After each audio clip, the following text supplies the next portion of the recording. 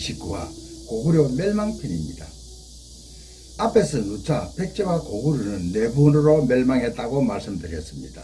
그리고 삼국통일과 원효 일화 덜머리에서 작가가 삼국통일에 원효가 깊숙이 관계했다는 말씀을 드린 적이 있습니다. 아마 삼국통일을 연구하는 학자들이나 스님들도 삼국통일과 원효의 관계를 연결하는 데는 그리 익숙하지 않다고 제가 말씀드렸던 것 같습니다. 작가가 장편 소설 원효를 태고할 때 우리나라의 고명한 법성 스님에게 감수를 부탁한 적이 있습니다. 스님께서 일주일 정도 검토를 하시고 고구려와 전쟁에 왜 원효를 넣었느냐고 뺄 것을 당부했습니다.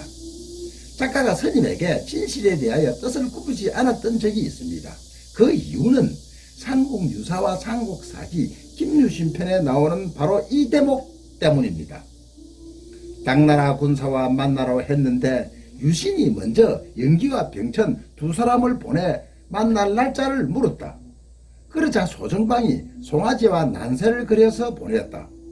사람들이 그 뜻을 몰라 원효법사에게 물으니 이렇게 풀이해 주었다.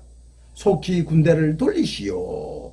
송아지를 그리고 난세를 그린 것은 화독 송아지를 그린다와 화란 난세를 그린다의 반절음으로 혹한 즉 빨리 돌아가라는 속한의 뜻이 되는 것이요. 소정방이 보낸 편지 속한은 파자로 쓴 것입니다. 극비 비밀 문서라는 뜻도 있지만 한마디로 신라를 무시한다는 뜻이기도 합니다. 삼국유사와 삼국사기 김유신편을 다시 풀이했습니다. 이때가 원효 나이 46이었습니다. 원효가 해골물을 마시고 일체유심자를 깨달은 바로 그 다음의 이야기입니다.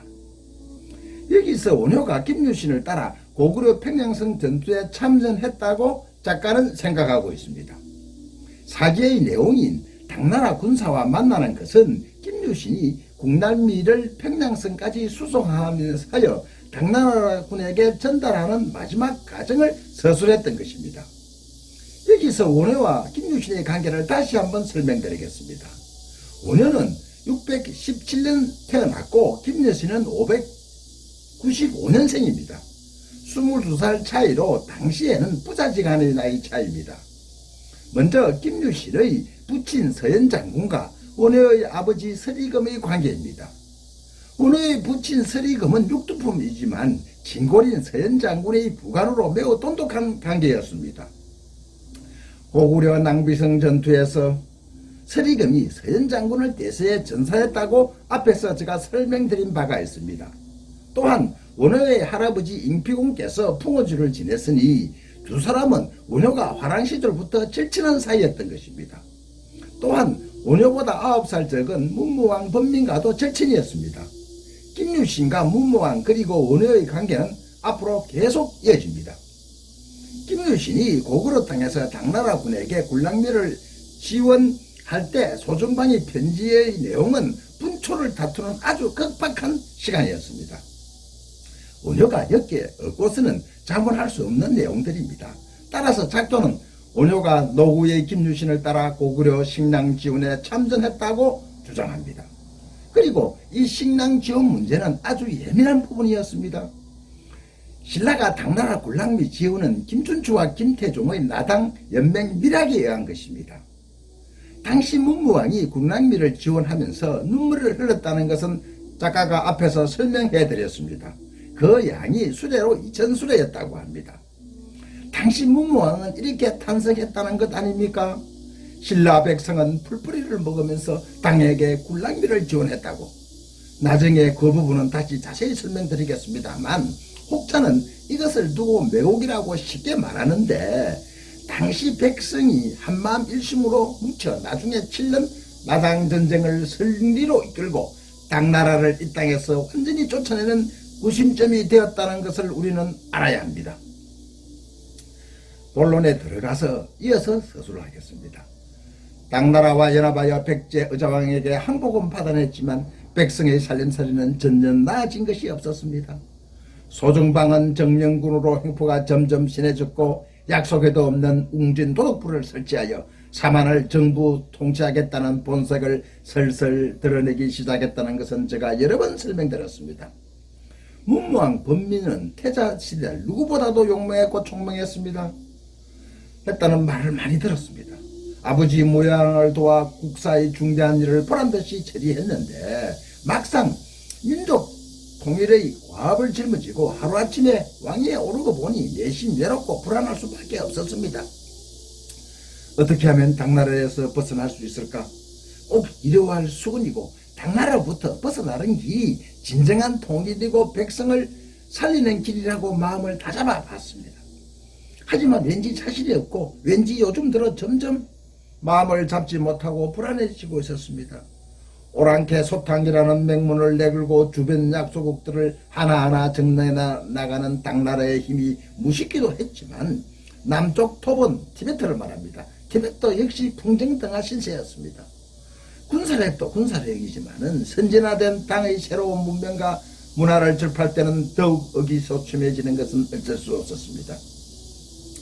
어떤 신하는 외산촌 김유신을 조심하라고 충언이라며 주청을 올리며 이간질하는 자도 있었습니다. 폐하, 선대왕의 충신을 멀리하라는 것은 하라는 옛말이 있습니다. 자고로 옛말 틀린 거 없다고 했습니다. 새 시대는 새로운 인재가 필요합니다.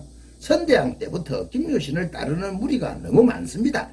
지금도 김유신은 너무 막강한 세력을 장악하고 있습니다. 마음만 먹으면 반란을 얼마든지 가능한 일입니다. 만에 하나 김유신이 가야게 군사로 반란을 일으키면 위험한 일이 아닐 수 없습니다. 아무리 외삼촌이라고 하지만 권력이란 부자재결에도 나눌 수 없는 것 아닙니까? 그랬다. 선대왕 때에도 김여신은 무료왕을 능가하는 병권을 쥐고 있었던 것은 사실입니다. 하지만 김유신은 철저히 이인자의 글을 걸었습니다. 문무왕은 누구보다도 외삼촌 김유신의 충성심을 믿었고 김유신 역시 문무왕을 믿고 따랐습니다. 백제 곳곳에서 봉기하는 부원군의 위세는 불집을 쑤신 듯 발칵 뒤집어졌다고 제가 여러 번 설명을 드렸습니다. 설상가상 한반도는 외가 참전에 극동 최초의 국제전으로 확전되어 있었고 오골의 영계 소문이 백제 부원군과 손을 잡았다느니 훌륭한 유언비어만 난무했습니다. 한때 인조신을 근거지로 패잔병 3만을 모은 흑지상주와 복신의 위세는 정말 대단했습니다. 복신은 발빠르게 외천지왕에게 구원분 오망을 요청했고 더 많은 구원분이 오기만을 기다리고 있다는 소문이 발하였습니다. 외구부영군도 문제지만은 후방 동평은 기장현 동남해안에 출몰하는 왜구들은 더욱 귀찮은 존재였습니다. 왜군들은 삼국의 전쟁통에 수천 명이 때를 지어 치고 빠지는 전략으로 신라의 민가들을 노락질하고 양맹들을 노예로 잡아갔습니다. 난리통에 왜구까지 설쳐 민심은 더욱 흥흥해졌습니다. 그렇다고 남해안에 경계군사를 별치할 수도 없는 실정이었습니다. 군사들이 한쪽으로 조금만 이동해도 그 틈을 타 고구려나 백제 부원군은 물밀처럼 공격해 왔던 것입니다. 신라는 사방적으로 둘러싸여 있었던 것이었습니다. 지금 고구려는 당나라와 평양성에서 대체 중이었습니다. 고구려는 수나라 100만 대군을 물리친 강대국이 아닙니까? 다만 영계소문이 나이가 들고 지병으로 아들 남생, 남건, 남산의 권력 다툼 때문에 중지를 모으지 못하고 우왕좌왕하고 있는 것처럼 보였습니다. 평양성을 보유하고 있는 당이 물러가면 국정회복과 자국의 민심 수습을 위해서 신라로 눈을 돌릴 것은 뻔한 일이었습니다. 영계소문의 아들들이 똘똘 뭉쳐 천하무적 김해무대를 선봉으로 공격해 오면 제일 무서운 적이 아닐 수는 없었습니다.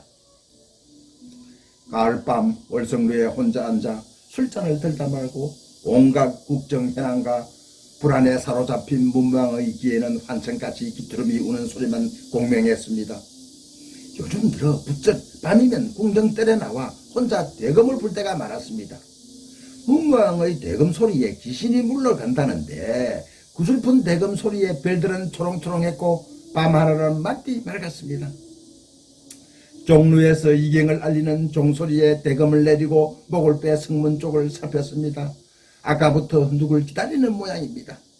잠시 후 지밀라인이 봉두남발한 웬 거지 사내를 데리고 와 문무룡 앞에 조아렸습니다.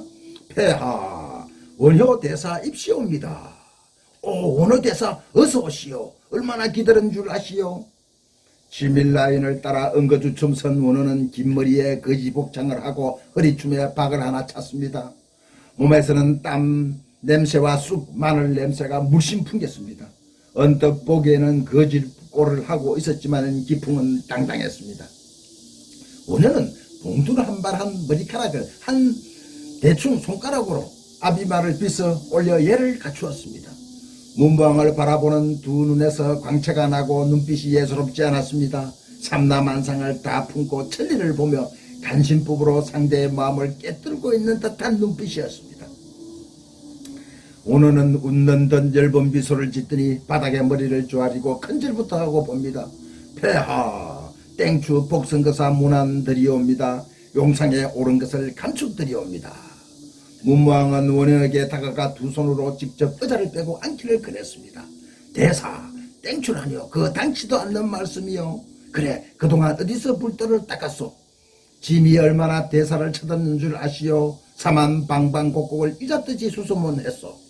나무아비 타불로 백성을 일깨우고 문둥이들을 돌본다고 소문을 들었소만 총리와 요승루이 짐에게는 어찌 그리 무심할 수가 있어. 자정한 원효는 문무왕의 두 눈을 똑바로 바라보았습니다. 참 오래간만이었습니다.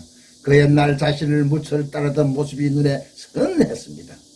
문무왕보다 원효가 9살 많습니다. 선대왕 김춘추가 풍을조로 재직할 때 서당랑 원효는 김춘추의 사가에 자주 들어갈 수밖에 없었습니다. 어린 범민은 원효를 항상 세박이 서당랑이라고 불렀고 형님같이 스승같이 따랐습니다. 원효의 눈에 자신을 졸졸 따르며 무예를 배우고 당군의 홍익인간 이연과 역사를 배우던 모습이 어제같이 선했습니다. 원효가 준 명경을 가지고 다니며 용모를 가꾸며 용감한 하랑을 꿈꾸던 어린 범민의 초롱초롱한 눈망울은 아직 원효의 눈에 선했습니다. 감사합니다. 삼국통일과 원효 30화에서 계속됩니다. 구독